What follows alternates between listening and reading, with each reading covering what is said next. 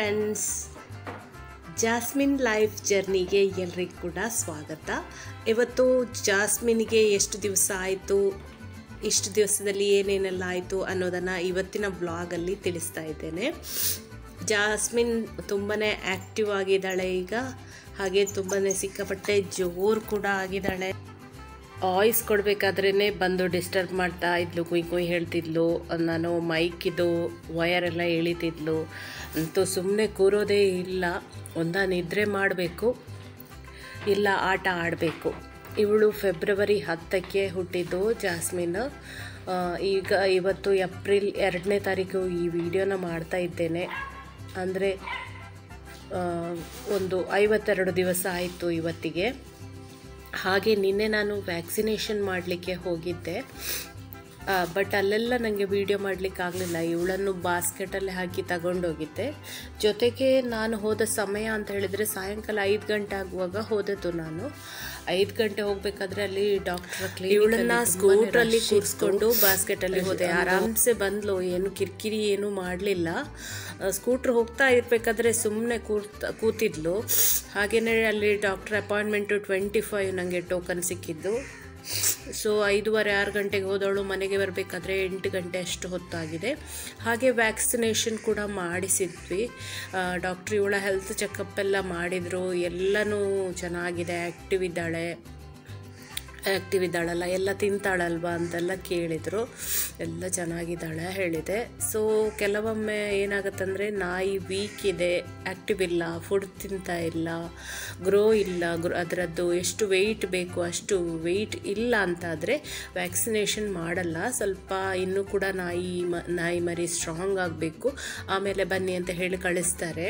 ನಾವು ಹೆಲ್ತಿಯಾಗಿ ಇವಳು ಇದ್ದಾಳೆ, ಏನೂ ಪ್ರಾಬ್ಲಮ್ ಇಲ್ಲ ಅಂತ ಹೇಳಿ ಈಗ 52 ಡೇಸ್ ಇವತ್ತಿಗೆ. ನಿನ್ನೆ ವ್ಯಾಕ್ಸಿನೇಷನ್ ಮಾಡಿದರು. ವ್ಯಾಕ್ಸಿನೇಷನ್ ಮಾಡಬೇಕಾದ್ರೆ ಇವಳು ಒಂದು ಸ್ವಲ್ಪ ಕೂಡ ಅಳ್ಳಿಲ್ಲ, ಎಂತ ಇವಳಿಗೆ ಗೊತ್ತೇ ಆಗಲಿಲ್ಲ. ಇವಳಲ್ಲಿ ಅಸಿಸ್ಟೆಂಟ್ ಒಬ್ಬರು ಇದ್ದರು, ಅವರು ಇವಳನ್ನು ಹಿಡ್ಕೊಳ್ಳುವಾಗ ಕೂಡ ಅವರ ಜೊತೆ ಸ್ಮೈಲ್ ಮಾಡಿಕೊಂಡು ಇದ್ಲು ಅಷ್ಟೇ ಹೊರತು ಇವಳಿಗೆ ಇಂಜೆಕ್ಷನ್ ಕೊಡ್ತಾರಂತ ಹೇಳೋದು ಗೊತ್ತೇ ಆಗಲಿಲ್ಲ. ತುಂಬಾ ಎಂಜಾಯ್ ಮಾಡಿದ್ಲು ವ್ಯಾಕ್ಸಿನೇಷನ್ ಕೂಡ. ನಾನಂತೂ ಡಾಕ್ಟ್ರ್ ಹತ್ರ ಕೇಳಿದೆ ಆಯಿತಾ ಅಂತೇಳಿ, ಅಂದರೆ ನನಗೇನೇ ಗೊತ್ತೇ ಆಗಲಿಲ್ಲ, ಅಷ್ಟು ಪಕ್ಕನೆ ಮುಗಿಸಿಬಿಟ್ರು ಚುಚ್ಚಿದ್ದು. ಹಾಗೆ ಅಲ್ಲಿಂದ ಬಂದೆ. ಅಲ್ಲಿ ಏನು ಕೂಡ ನನಗೆ ವೀಡಿಯೋ ಮಾಡಲಿಲ್ಲ, ಅಂದರೆ ಇವಳನ್ನು ಹಿಡ್ಕೊಳ್ಳೋದು ವೀಡಿಯೋ ಮಾಡೋದು ತುಂಬ ಕಷ್ಟ ಆಯಿತು. ಮತ್ತು ಅಲ್ಲಿ ಬೇರೆ ಬೇರೆ ನಾಯಿಗಳೆಲ್ಲ ಬರ್ತಾಯಿತ್ತಲ್ವ, ಹುಷಾರಿಲ್ಲದ ನಾಯಿಗಳೆಲ್ಲ ಬರ್ತಾಯಿತ್ತು. ಸೊ ಇವಳನ್ನು ಜಾಗ್ರತೆಯಾಗಿ ಹಿಡ್ಕೊಳ್ಳೋದೇ ಒಂದು ಕೆಲಸ ಆಗಿತ್ತು, ವೀಡಿಯೋ ಮಾಡಲಿಕ್ಕಾಗಲಿಲ್ಲ. ಅದಕ್ಕೆ ನಾನು ಮನೆಯಲ್ಲಿ ಮಾಡಿದಂತಹ ವೀಡಿಯೋ ಕ್ಲಿಪ್ಸನ್ನೇ ಇಲ್ಲಿ ಆ್ಯಡ್ ಮಾಡಿಕೊಂಡು ನಿಮಗೆ ವಿಷಯನ ಹೇಳ್ತಾ ಇದ್ದೇನೆ. ಅಲ್ಲಿ ತುಂಬ ನಾಯಿಗಳಿತ್ತು. ಟೋಕನ್ ನಂಬರ್ ಎಷ್ಟು 49 39 ಹಾಗೇನೋ ಎಷ್ಟು ಕೊಟ್ಟಿದ್ದರು. ನಾನು ಬರುವಾಗಲೇ 8 ಗಂಟೆ ಆಗಿದೆ. ಆಮೇಲೆ ಬಂದ ಮೇಲೆ ಇವಳು ಅಂದರೆ 5 ಗಂಟೆಗೆ ಹೋದವರು 8 ಗಂಟೆವರೆಗೆ ಪಾಪ ಇವಳಿಗೆ ನಿದ್ದೆ ಸಹ ಮಾಡಲಿಕ್ಕಾಗಲಿಲ್ಲ. ಸ್ವಲ್ಪ ಹೊತ್ತು ಅಲ್ಲಿ ಹೀಗೆ ಹಿಡ್ಕೊಂಡಿದ್ದೆ. ಆಮೇಲೆ ಸ್ವಲ್ಪ ಹೊತ್ತು ನಿದ್ದೆ ಮಾಡಿದ್ಲು, ಬಾಕ್ಸಲ್ಲೇ ಇವಳ ಬಾಸ್ಕೆಟಲ್ಲೇ ಮಲಗಿಕೊಂಡಿದ್ಲು. ವ್ಯಾಕ್ಸಿನೇಷನ್ ಮಾಡಬೇಕಾದ್ರೆ ಏನೂ ಪ್ರಾಬ್ಲಮ್ ಆಗಲಿಲ್ಲ, ಆರಾಮ್ಸೆ ಆಯಿತು. ಹಾಗೆ ಡಿವಾರ್ಮಿಂಗ್ ಅಂತ ಹೇಳ್ತೇವಲ್ಲ, ಹುಳದ ಮದ್ದು, ಅದು ಕೂಡ ನಿನ್ನೆ ತಗೊಂಡೆ. ನಿನ್ನೆ ವ್ಯಾಕ್ಸಿನೇಷನಲ್ಲಾಗಿದ್ದು. ಇವತ್ತು ನಾನೆಲ್ಲ ವೀಡಿಯೋನ ಎಡಿಟ್ ಮಾಡ್ತಾ ಇದ್ದೇನೆ. ಇವತ್ತು ಸಾಯಂಕಾಲದೊಳಗೆ ಇದನ್ನು ಅಪ್ಲೋಡ್ ಮಾಡಬೇಕು ಅಂತ ಅಂದ್ಕೊಂಡಿದ್ದೇನೆ. ಏಪ್ರಿಲ್ 2ನೇ ತಾರೀಕು ಇವತ್ತು. ಅಂದರೆ ನಿಮಗೆ ಒಂದು ಅಪ್ಡೇಟ್ಸಿಗೋಸ್ಕರ ನಾನು ಈ ಥರ ಡೇಟನ್ನು ಮೆನ್ಷನ್ ಮಾಡ್ತಾ ಇರೋದು, ಎಷ್ಟು ದಿವಸದಲ್ಲಿ ಏನೇನು ಮಾಡಿದೆ ಅಂತೇಳಿ. ನೋಡಿ, ವ್ಯಾಕ್ಸಿನೇಷನ್ ಆಗಿದೆ, ಇನ್ನೂ 3 ಮಂತಿಗೆ ವಾಪಸ್ ಹೋಗ್ಲಿಕ್ಕೆ ಹೇಳಿದ್ದಾರೆ. ಹಾಗೆ ಇವಳ ಡೇಟ್ ಆಫ್ ಬರ್ತು, ಇವಳ ಹೆಸರು ಎಲ್ಲ ಕೇಳಿದರು doctor. Jasmine 10/2/2024, bread Labrador retriever ಅಂತೇಳಿ ಬರೆದಿದ್ದಾರೆ. ಹಾಗೆ ನೋಡಿ, ಒಂದು ಆಯಿತು. ಇನ್ನು ನೆಕ್ಸ್ಟ್ ಬೂಸ್ಟರ್ ಡೋಸ್ ಇನ್ನು 3 ಮಂತಿಗೆ ಬರೆದಿಟ್ಟಿದ್ದಾರೆ, ನೆಕ್ಸ್ಟ್ ಹೋಗಬೇಕು. ಹಾಗೆ ಒಂದು ವ್ಯಾಕ್ಸಿನೇಷನ್ ಆದಮೇಲೆ ಬಂದ್ವಿ. ವ್ಯಾಕ್ಸಿನೇಷನ್ಗೆ 600 ರೂಪೀಸ್ ಚಾರ್ಜ್ ಆಯಿತು. ಹಾಗೆ ಹುಳದ ಮಾತ್ರೆ ಕೊಟ್ಟಿದ್ದಾರೆ. ಅರ್ಧ ಮಾತ್ರೆನ ನಿನ್ನೆ ನಾನು ಕೊಟ್ಟೆ ರಾತ್ರಿ ಮಲಗಬೇಕಾದ್ರೆ. ಬಂದಾಗೆ 8 ಗಂಟೆಗೆ ಊಟ ಕೊಟ್ಟೆ. 11 ಗಂಟೆ ಅಷ್ಟೊತ್ತಿಗೆ ಹುಳದ ಔಷಧಿ ಕೊಟ್ಟೆ. ಒಂದು ಹುಡಿ ಮಾತ್ರೆಯನ್ನು ಸ್ವಲ್ಪ ಹಾಲಿನಲ್ಲಿ ಮಿಕ್ಸ್ ಮಾಡಿ ಚೆನ್ನಾಗಿ ಏನು ಪ್ರಾಬ್ಲಮ್ ಇಲ್ಲದೆ ಕುಡಿದ್ಲು. ನೋಡಿ, ವ್ಯಾಕ್ಸಿನೇಷನ್ ಆಗಿ ಬಂದ ಮೇಲೆ ಸ್ವಲ್ಪ ಇವಳ ಆ್ಯಕ್ಟಿವ್ ಡೌನ್ ಆಯ್ತು. ಅಂದರೆ ಅಲ್ಲಿ 3 ಗಂಟೆ ಆ ಕಡೆ ಈ ಕಡೆ ಸುಮ್ಮನೆ ಇದ್ಲಲ್ಲ, ನಿದ್ದೆ ಮಾಡಿದೆ, ಅದು ಕೂಡ ಟಯರ್ಡ್ ಆಯ್ತು ಅವಳಿಗೆ. ಆಮೇಲೆ ವ್ಯಾಕ್ಸಿನೇಷನ್ ಇದು ಒಂದು ಸ್ವಲ್ಪ ಸೈಡ್ ಎಫೆಕ್ಟ್ ಇರುತ್ತೆ. ಅಂದರೆ ಒಂದು ಇಂಜೆಕ್ಷನ್ ಕೊಟ್ಟ ಜಾಗ ಸ್ವಲ್ಪ ಪೇಯ್ನ್ ಆಗುತ್ತೆ. ಸೊ ಮಲಗಿದ್ಲು. ಮತ್ತೆ ನೋಡಿ ಎಷ್ಟು ಚಂದ ಮಲಗಿದ್ದಾಳೆ ಅಂತೇಳಿ.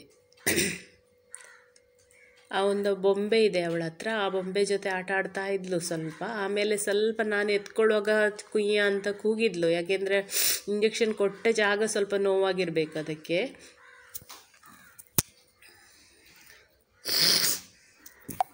ಆಮೇಲೆ ನನಗೆ ಕೂಡ ಹುಷಾರಿರಲಿಲ್ಲ, ಶೀತ ಆಗಿದೆ, ಶೀತ ಕೆಮ್ಮು. ನಿಮಗೆ ನನ್ನ ವಾಯ್ಸ್ ಕೇಳುವಾಗ ಗೊತ್ತಾಗ್ಬೋದು, ಏನು ಕೊಡ್ತಿರ್ಲಿಲ್ಲ. ಅಂದರೆ ಶೀತ ಕೆಮ್ಮು ಎಲ್ಲ ಕಿರಿಕಿರಿ ಎಲ್ಲ ಮಾರ್ರೆ, ಅದೊಂದು ಇದ್ದರೆ ಏನು ಮಾಡೋದು. ಇಲ್ಲಿ ಸಮ್ಮರ್, ಈ ವೆದರಿಗೆ ಸ್ವಲ್ಪ ಈ ಥರ ಕೋಲ್ಡ್ ಕಫ್ ಎಲ್ಲ ಆಗುತ್ತೆ.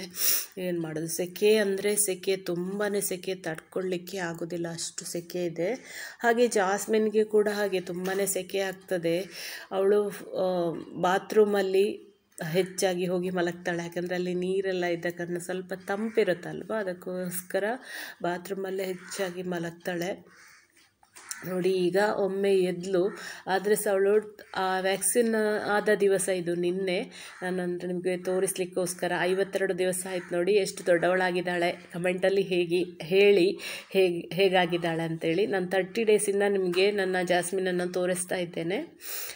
ಇವತ್ತು ವ್ಯಾಕ್ಸಿನ್ ಆದ ಕಾರಣ ಅಷ್ಟೊಂದು ಅವಳು ಒಂಥರ ಒಂದು ಡಿಸ್ಕಂಫರ್ಟ್ ಆದಾಗೆ ಮಾಡ್ತಿದ್ಲು. ನಿದ್ರೆ ಕೂಡ ಡಿಸ್ಟರ್ಬ್ ಆಯಿತು ತುಂಬಾ ಅಲ್ಲೆಲ್ಲ ಹೋಗಿ. ಸೊ ನಿದ್ರೆನೇ ಮಾಡ್ತಿದ್ಲು. ಮತ್ತು ಹುಳದ ಔಷಧಿ ಕೊಟ್ಟು ಅಂತೇಳಿ ಏನೋ ಎಲ್ಲ ಹೇಳ್ತಾರೆ, ಎಷ್ಟಿಷ್ಟು ಹುಳ ಬರುತ್ತೆ ಹಾಗೆ ಹೀಗೆ ಅಂತ. ಇವಳು ಹೆಲ್ದಿಯಾಗೇ ಇದ್ಲು. ಸೊ ಅಷ್ಟು ಹೊಟ್ಟೆ ಹುಳ ಅಂತ ಏನೂ ಆಗಲಿಲ್ಲ. ಬೆಳಗ್ಗೆ ಮರುದಿವಸ ಹುಳದ ಮಾತ್ರೆ ಮರುದಿವಸ ಮೋಷನ್ ಮಾಡಿರುವಾಗ ಕೂಡ ಯಾವಾಗಲೂ ಹಾಗೆ ಕ್ಲಿಯರ್ ಆಗಿತ್ತು, ಏನು ಹುಳ ಬರೋದು ಆ ಥರ ಏನೂ ಇಲ್ಲ ಇವಳ ಹೊಟ್ಟೆಯಲ್ಲಿ.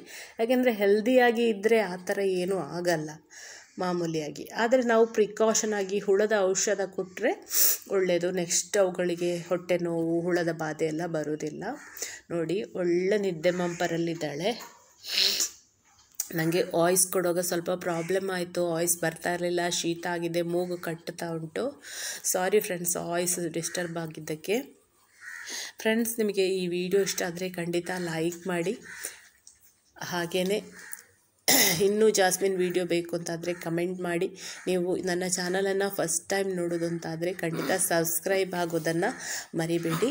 ಹೀಗೇ ಬೇರೆ ಬೇರೆ ಜಾಸ್ಮಿನ್ ವೀಡಿಯೋಸ್ ಜೊತೆ ಮತ್ತೆ ಬರ್ತೇನೆ. ಜಾಸ್ಮಿನ್ ಹೇಗಾಗಿದ್ದಾಳೆ ಅನ್ನೋದನ್ನು ಕಮೆಂಟಲ್ಲಿ ತಿಳಿಸಿ. ವಿಡಿಯೋ ಇಷ್ಟ ಆದರೆ ಖಂಡಿತ ಲೈಕ್ ಮಾಡಿ. Thank you so much.